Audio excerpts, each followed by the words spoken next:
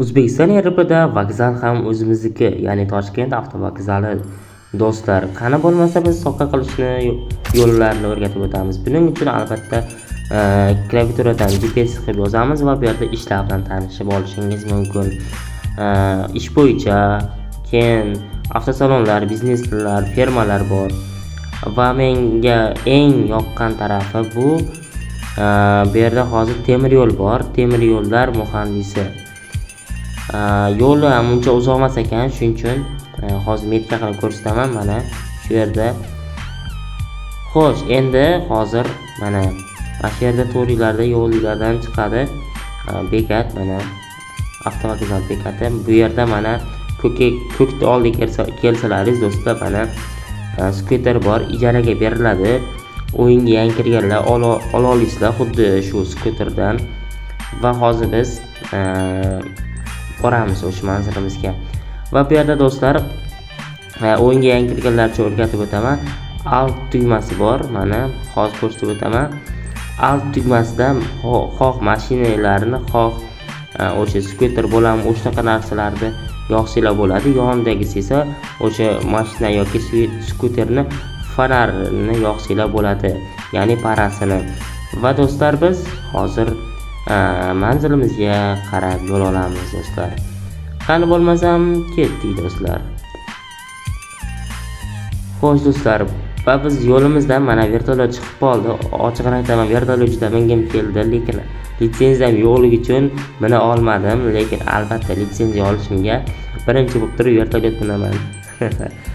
Xo'sh, endi chalg'imaymiz va yo'limizga davom etamiz. Va do'stlar, mana yetib keldik, manzilingizga yetib keldingiz deyapti. Mana xaritani ko'rsangiz bo'ladi. Va bu yerda mana kiyimini kiyamiz va hani bosamiz.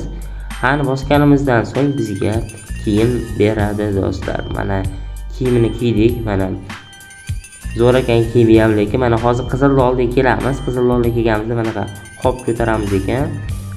Xo'sh, endi narigi Qizilli oldiga olib boramiz qopni. Endi bu ham mana Grandga o'xshashroq ekan, xuddi shu jihati. Xo'sh, endi olib borganimizdan so'ng nima bo'lar ekan ko'ramiz.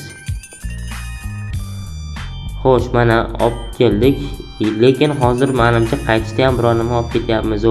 Lekin bu narsa ko'rinmas ekan, shuning uchun men ham ochig'i nimaligini bila olmadim. Lekin tepada sanab boryapti. Mana birdan boshlandi o'sha 100 talik ekan umumiysi. Hozir buni ham qo'yib ko'ramiz. Agar o'zgarish yo'q bo'lsa, demak u narsa bo'lmaydi. Xo'sh, mana o'zgarish bo'lmadi, demak prosta biz qopni ko'tarib olib boryapmiz, lekin qaytishimizda quruq qaytyapmiz ekan do'stlar. Va xuddi shunaqa qilib ishlasanglar bo'laveradi do'stlar. Men sizlarga shu ishni tavsiya etaman, yangi kirganlarga. Chunki yangi kirganlarga padishka sifati oylikni sal ko'proq berar ekan. Buni video davomida isbotlab o'taman do'stlar. Va mana ikkinchisini ham tugatib oldik, mana sanab ketyapti. Va do'stlar, ushbu o'yinni topa olmayotganlar uchun, ya'ni o'sha AFK varianti, launcher varianti topa olmayotganlar uchun do'stlar, Telegram kanal bor. O'sha Telegram kanalda hamma o'yinni o'rnatish, hamma APK, launcher hammasini o'rgatib, videoda o'rgatib o'tilgan. Va do'stlar, aksariyat masalan lider bo'lmoqchi bo'lsanglar, birorta fraksiyada ishlamoqchi bo'lsanglar, xullas hammasi o'sha Telegram kanalida bor do'stlar. Va mana ishimiz tugatdik, bizga mana pul to'landi do'stlar. Va bu yerda yozyapti, boshlang'ich ishlarda ishlaganlarga ish haqqi 2 barobar beriladi deyapti.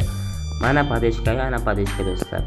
Hammalarni O'zbekiston Airportiga taklif qilib qolaman do'stlar. Va do'stlar, shuning bilan videomiz o'z nihoyasiga yetdi. Agar videomiz sizlarga yoqqan bo'lsa, albatta videoga like bosinglar. Va do'stlar, kommentariyada keyingi videolar ham O'zbekiston Airport haqida chiqishini istasanglar, O'zbekiston Airport deb yozib qoldiringlar do'stlar. Men albatta har bir kommentni o'qib chiqaman do'stlar.